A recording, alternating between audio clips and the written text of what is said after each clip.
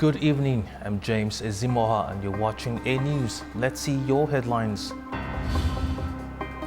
The United States and the United Nations are calling for calm while a fragile ceasefire holds in the Syria region of Syria. The European Union has agreed to impose a new round of sanctions against Russia, targeting the country's energy and financial sectors. Turkish defense industry exports soar as the country solidifies its position in global markets.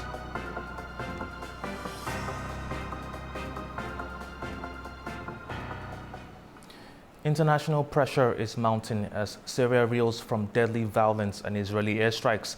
The United States and the United Nations are calling for calm while a fragile ceasefire holds in Syria.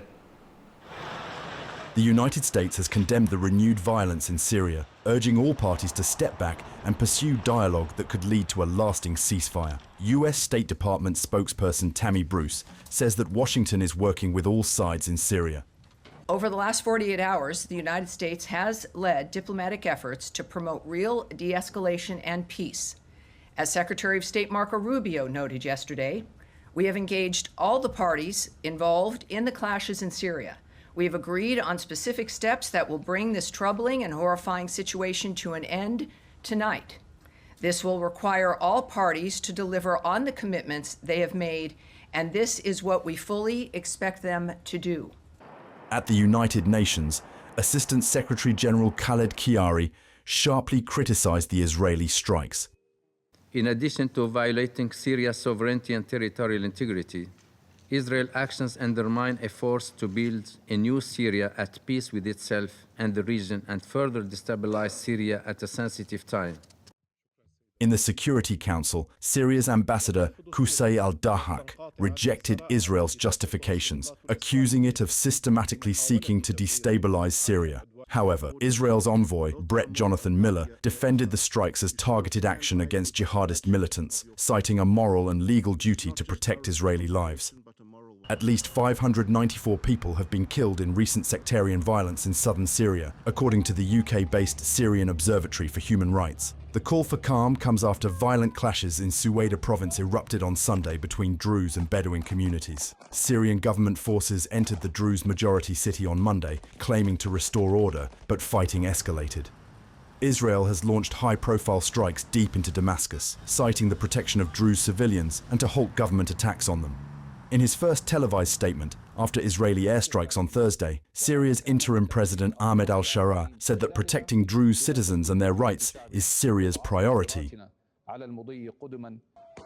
ceasefire was declared on Wednesday, and government troops began withdrawing on Thursday, bringing a fragile peace. Israel has allowed a 48-hour limited access for Syrian security forces into Syria just days after clashes that have left at least 321 people dead. An Israeli official said the temporary access was authorized to assist in stabilizing the situation and containing renewed violence in the region. Overnight strikes and the arrival of more Bedouin fighters have heightened fears of further escalation.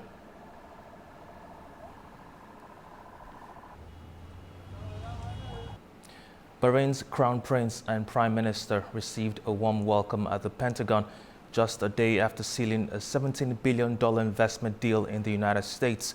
Talks focused on regional security, strengthening military cooperation, and deepening economic ties.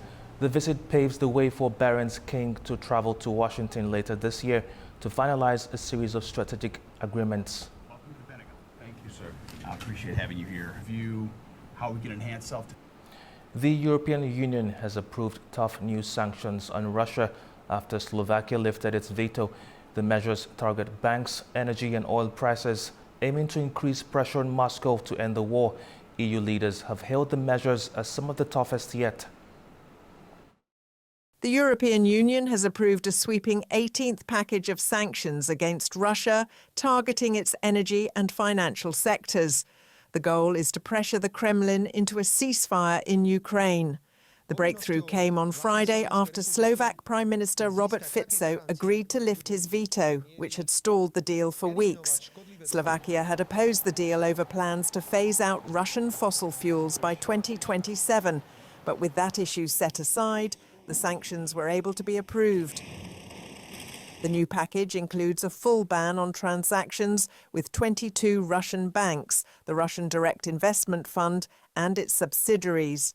It also prohibits any use, direct or indirect, of the Nord Stream pipelines, which remain shut but are still of strategic interest to Moscow. Vice President of the EU Commission, Kaja Kallas, made the announcement on X. Nord Stream pipelines will be banned, a lower oil price cap. We are putting more pressure on Russia's military industry, Chinese banks that enable sanctions evasion, and blocking tech exports used in drones. In a major shift, the EU will replace its fixed $60 price cap on Russian oil with a flexible one. The new one starts at $47.60 and will stay 15% below the global average, updating every 6 months. While the United States has distanced itself from this revised pricing system, EU leaders hailed the package as one of the toughest yet. Ukrainian President Volodymyr Zelensky welcomes the new restrictions. A decision by the European Union that we all worked for together. We managed to strengthen the 18th package of sanctions against Russia for this war, and today the package has been approved. I thank everyone who contributed to this. European Commission President Ursula von der Leyen declared that the organisation is striking at the heart of Russia's war machine and vowed that pressure will continue until the war ends. The Kremlin has dismissed the EU's latest sanctions package, claiming Russia has developed immunity to such measures. Spokesman Dmitry Peskov called the restrictions illegal and said Moscow has long adapted to life under sanctions. He warned that the new package would also hurt the countries enforcing them, calling it a double-edged sword. The EU's 18th round of sanctions targets Russia's energy and oil sectors.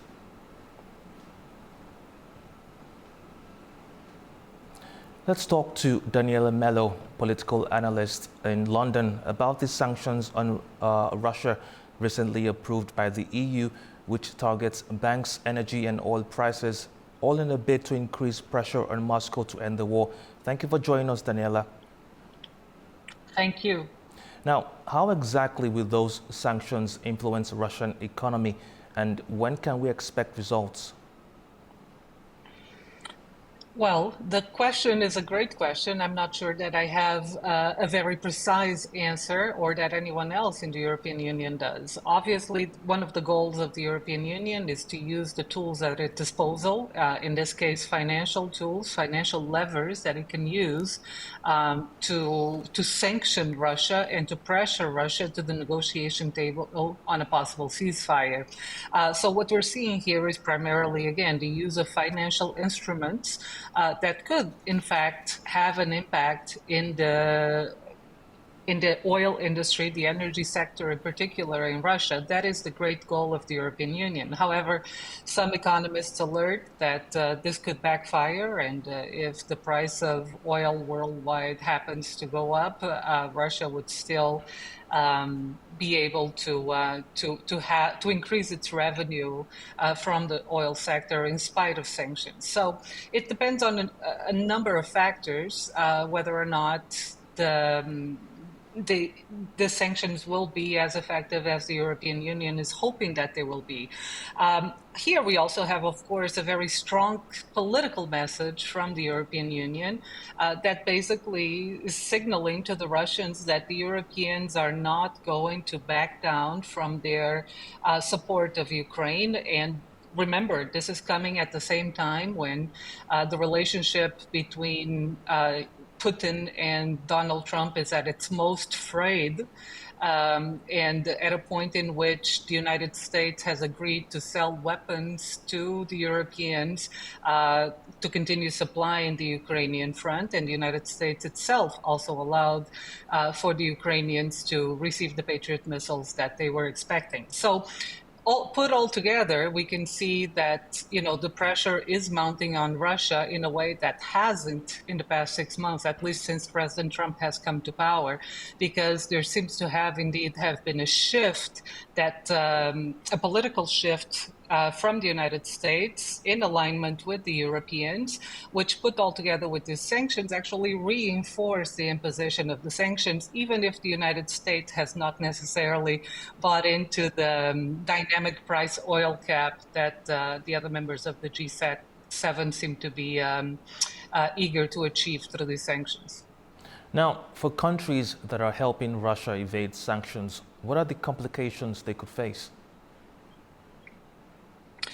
Well, that has been one of the loopholes that the Europeans have been concerned with. The fact that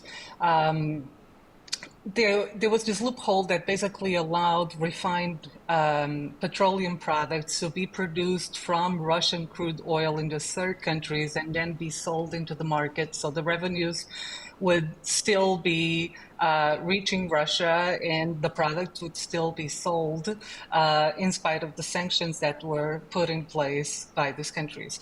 It's unclear how much the Europeans will be willing to do with countries like China, for instance, that have aided the Russians tremendously in exploiting this loophole. But it's definitely another strong political signal that the Europeans are willing to enforce this as much as possible. Also important here, I forgot to mention this earlier, so if I may, is that the UK has also joined these sanctions. It's not just the European Union countries, and the UK has decided to target in particular intelligence agencies, units of military intelligence known as the GRU, the GRU, and specific officers. So it's a multi-pronged process. It's going to be harder, of course, to get countries as large as China or even India or other big players globally that may be benefiting and aiding Russia in the process of being able to exploit these loopholes. It's going to be difficult to bring them to the table and get them to fully cooperate with the Europeans on this task. Now, finally, with both Nord Stream pipelines projects sanctioned, how would this influence the German political approach towards Russia? Well, the German political approach towards Russia is one that has evolved over time. Now, the two pipelines were already not being used, right? Basically, what this new set of sanctions does is it closes the pipelines for business for Russia for the foreseeable future. So what it's doing is further accelerating the decoupling of the energy markets in Europe from Russia. This will take some time. I mean, it's a process that started immediately after the war in Ukraine started, but we have seen a quick acceleration of that decoupling, of that dependency of the Germans and of other Europeans, of course, from Russian natural gas in particular. So this is not adding something new in terms of what's already happening, but what it does is signal to the Russians that there may not be a turning back in terms of using these pipelines, certainly not in the short to medium term. Thank you very much for your time and insight, Daniela. Thank you. And with more on these sanctions, we're joined live by our correspondent Anita Sharma from Lugano, Italy. Thank you for joining us, Anita. Yeah, we're traveling. We're on the move. Good to be with you, James. Yeah, Anita, tell us more about the EU's new package. Yesterday, Slovakia's veto was the main obstacle. However, that's no longer the case today. What's happening there?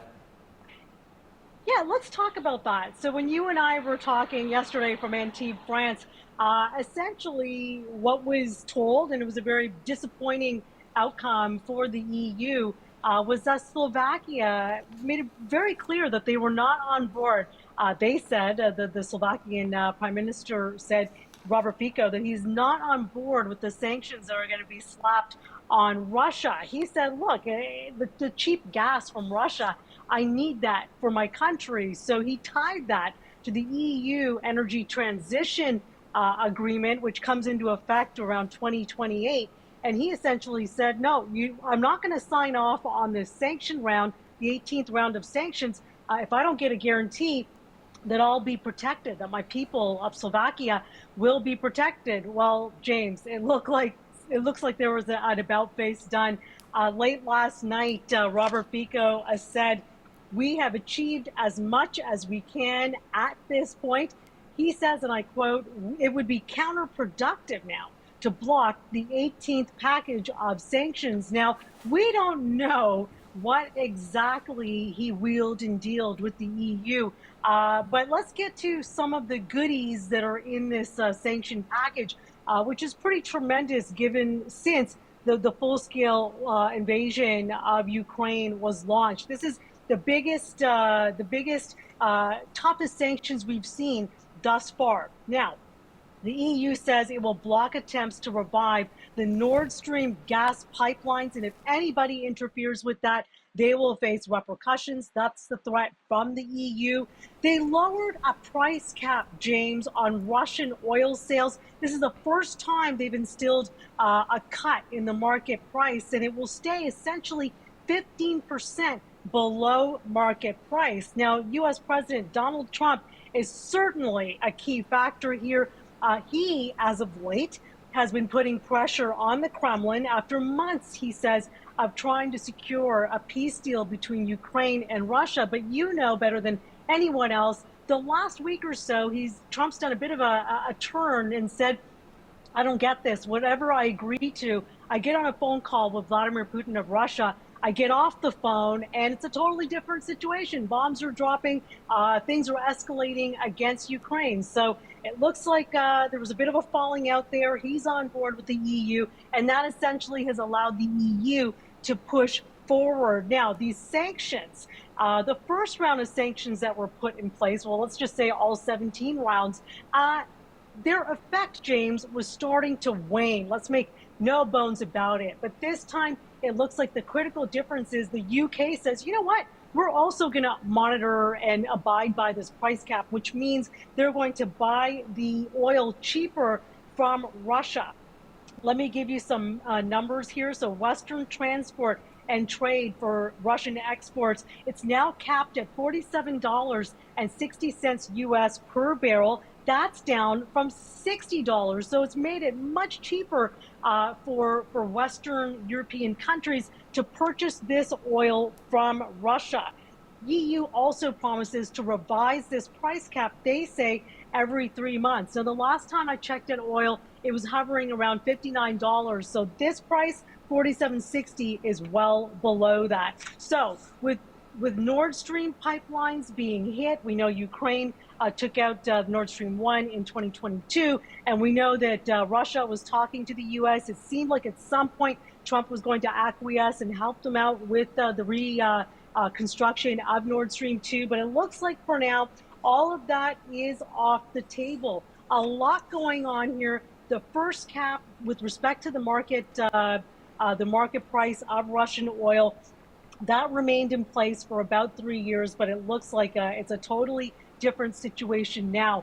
James, I'd be remiss if I didn't talk about Russia's shadow fleet of older vessels. Now, there's some claims from the EU that Russia was selling this oil using uninsured vessels and heading basically towards Turkey and India.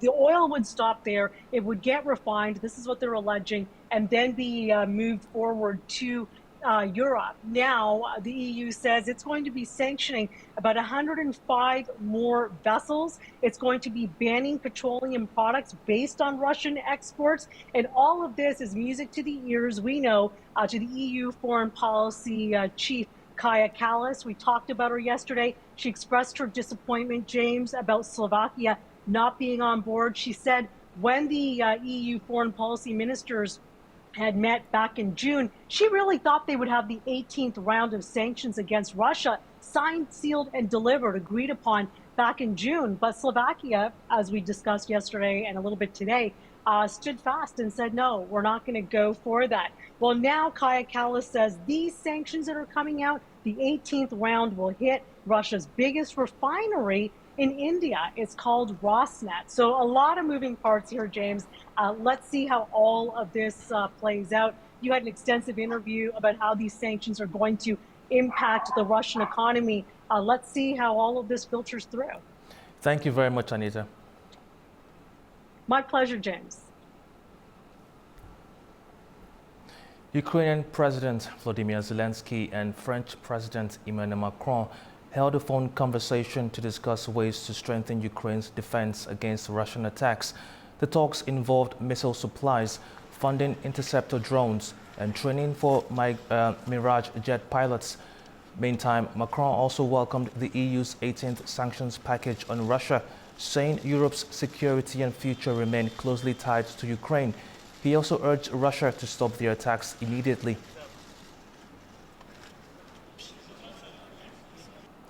With just weeks to go until sweeping new U.S. tariffs hit European exports, the White House says Brussels is pushing hard to strike a deal with Europe.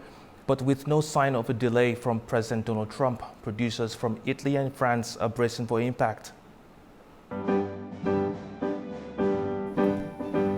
With less than 2 weeks to go before the sweeping 30% tariffs hit European goods, the White House is making its position clear, and the EU wants a deal, and fast, before the 1st of August deadline. The US Press Secretary Caroline Leavitt says the pressure is on in Brussels. As for the European Union, they continue to be very eager in negotiating with our country for obvious reasons on ways to lower their tariff and their non-tariff barriers that we have long said harm our workers and our companies. So the President's trade team continue to be in talks with the European Union. But President Donald Trump is holding firm on the looming deadline. Would he accept or would he put forth a postponement of the August 1st? He's already said he will not. Trump's America trade posture is on full display. The tax hikes will target European goods from cheese to champagne, and US officials argue that the EU has long exploited unfair trade practices, and this is payback. Last year, the EU exported more than 530 billion euros to the US, and meanwhile imported more than 330 billion euros from the States. That's a trade surplus of nearly 200 billion euros for the bloc, according to the latest figures. For Trump, it's a signature move to pressure allies to drive a hard bargain and to show strength at home. But it's already creating ripples abroad. In Italy, that means uncertainty for cheese producers like Giuseppe. What Europe should do is always find a compromise, because confrontation, war, serves no one. Europe should do everything it can to mediate and negotiate with the United States. If tariffs do rise to 30%, he says he'll adapt, but not all producers are as prepared. In France's Champagne region, the concern is sharper. The American market is a market of champagne connoisseurs, between 27 and 30 million bottles per year. It's the leading export market for champagne. And independent winemakers like Stéphane Vignon, they fear a steep drop in orders. If there are 30% tariffs, inevitably it implies a decline. The repercussions will be terrible. Others, like Hugo Drapier, see opportunity amid the risk. Customers are willing to pay the price for champagne, even if it's a little more expensive. But with less than 2 weeks to go, Europe's most iconic exports are now caught in a race against the clock. Donald Trump has softened his stance on China, praising what he calls big steps to curb fentanyl exports. This marks a notable shift in tone amid ongoing U.S.-China tensions. Our Beijing correspondent Manu Makdam has more. U.S. President Donald Trump shifted his tone on China's role in the deadly fentanyl crisis, adding that China is making big steps to curb the flow of the synthetic opioid. What is fentanyl, and why has it become such a major flashpoint in U.S.-China bilateral relations? Fentanyl is a synthetic opioid up to 50 times stronger than heroin. It has driven a major surge of overdose deaths in the United States, with tens and thousands of people dying each year. For years, Washington has accused Chinese manufacturers of exporting fentanyl and its chemical precursors directly to the United States or to third countries like Mexico. And President Trump has often cited this justification to impose heavy tariffs on Chinese imports.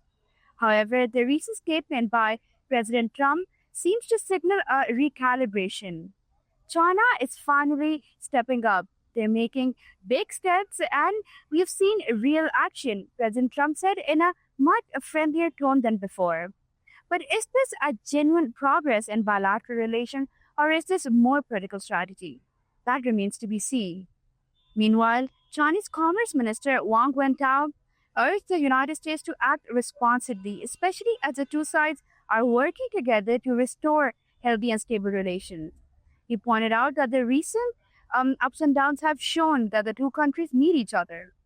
For now, the opioid crisis remains a major domestic concern in the United States, and China's involvement in the epidemic continues to be a major issue that shapes their complex relationship.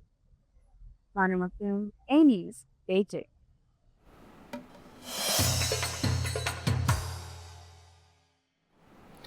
Tensions are mounting between Georgia and the European Union as Prime Minister Irakli Kopakidze hits back at what he calls political ultimatums from Brussels. The European Commission is pressing for key reforms tied to Georgia's EU aspirations. However, Tbilisi says peace and sovereignty come first. Nini Nikolashvili reports from Tbilisi. Georgian Prime Minister Irakli Kopakidze is pushing back against growing pressure from Brussels after the European Commission has sent formal letter urging the Georgian government to implement 8 key reforms tied to the EU integration. In a strong response, Kopakidze said that if the choice is between peace and stability or visa-free travel, Georgia chooses peace. He described EU's demands as political ultimatums and defended recent laws on transparency and family values as efforts to protect national sovereignty, not undermine democracy. But he didn't stop there. He also defended Georgian Dream's honorary chairman, Bidina Ivanishvili, amid renewed talks on sanctions. According to Kopakidze, Ivanishvili has already faced informal sanctions, alleging that 2 billion of his assets were already frozen in the European Bank without justification. She described such actions and further pressure on Georgia as signs of growing influence of deep state in European institutions. As diplomatic tensions continue between two sides, Tbilisi highlights that the matter is the question of protecting national interests. It's Nini Nikolashvili reporting from Tbilisi, A News. In Yerevan, Armenia's Deputy Prime Minister Mir Grigoryan and Iran's Ambassador Mehdi Sobhani held talks on regional transport connections and ongoing developments. According to the Armenian government, the sides discussed prospects for unblocking regional transport routes. The meeting comes after Prime Minister Nikol Pashinyan suggested the possibility of outsourcing control over the corridor through Armenia, an idea reportedly drawing interest from both the US and the EU. Kyrgyzstan President Sadri Japarov has signed the law ratifying the treaty between Kyrgyzstan, Tajikistan and Uzbekistan on the joint point of their respective state borders. The treaty was first signed on March 31, 2025 in Tajikistan's city of Kujand. Kyrgyzstan's parliament approved its ratification on June 25, completing all required domestic procedures. The treaty confirms the tri-point border agreement and aims to strengthen cooperation between Kyrgyzstan, Tajikistan and Uzbekistan.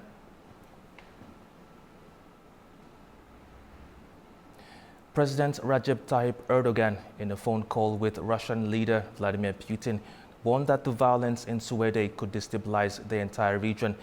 Turkey says it is working to support Syria's recovery and prevent further escalation. During the call, Erdogan reiterated Turkey's offer to host the next round of Russia-Ukraine peace talks in Istanbul, which Putin welcomed and thanked him for. Turkey's defense industry continues to expand its global reach, with exports hitting $4 billion by mid-July, driven by a surge in new international contracts. The announcement came just days before the 17th International Defense Industry Fair, which kicks off in Istanbul.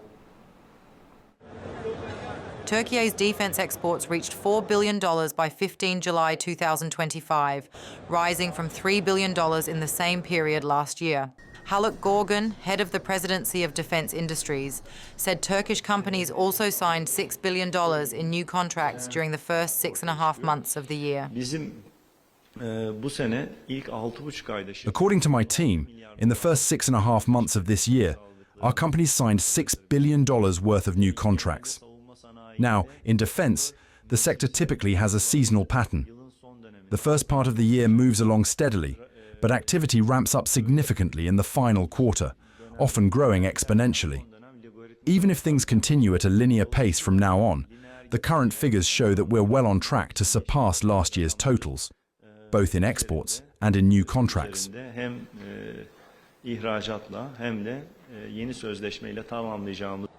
According to Gorgun, the figures reflect strong international demand and continued user interest. The country is on course to exceed its 2024 total of $7.1 billion. Turkey currently ranks 11th among global defense exporters and is expected to enter the top 10. More than half of last year's exports were delivered to NATO and EU countries, with the US and several European nations remaining key markets. Reflecting this growing international interest, the 17th International Defense Industry Fair, IDEF 2025, will be held from 22nd to 27th July in Istanbul and is expected to set new records in participation and product launches. Representatives from 96 countries are due to attend, compared to 54 last year. The first 4 days of the event are reserved for industry professionals, while the final 2 are open to young engineers and entrepreneurs. Turkish aerospace industries will exhibit its full lineup, from helicopters and UAVs to the Kaan 5th generation fighter jet. Roketsan plans to unveil 6 advanced systems developed from research through to the prototype phase. Havelsan will present its artificial intelligence strategy, a new ship navigation system, and a virtual reality simulator for the Altay tank. STM will display its largest number of platforms to date and introduce a model of its national attack boat.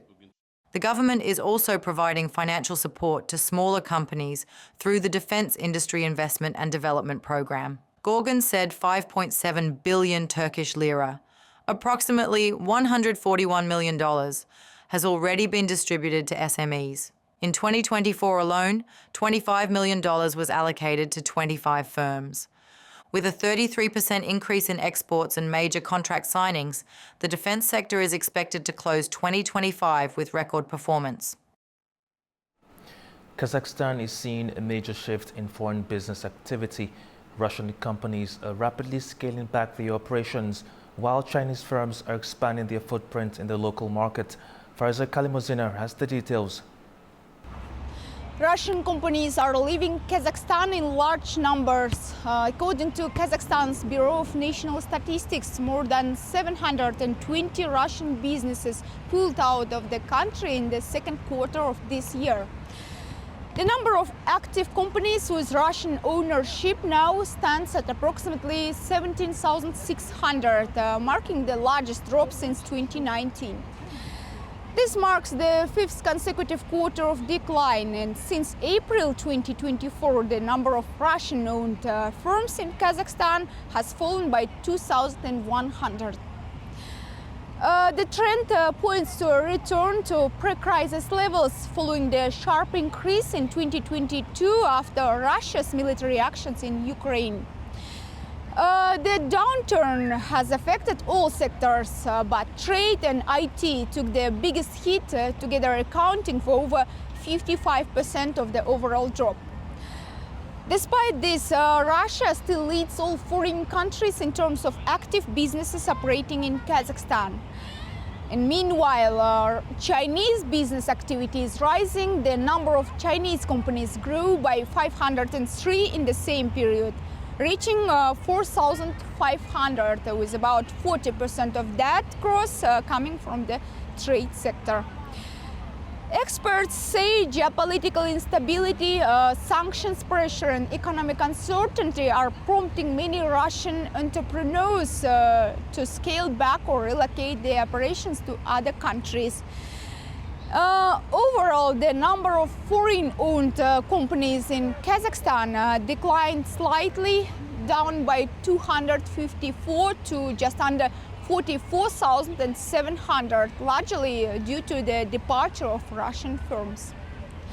Fariza Kalimurzina, A News, Almaty, Kazakhstan. Well, that's all we have for now. Thank you for watching and stay tuned to A News.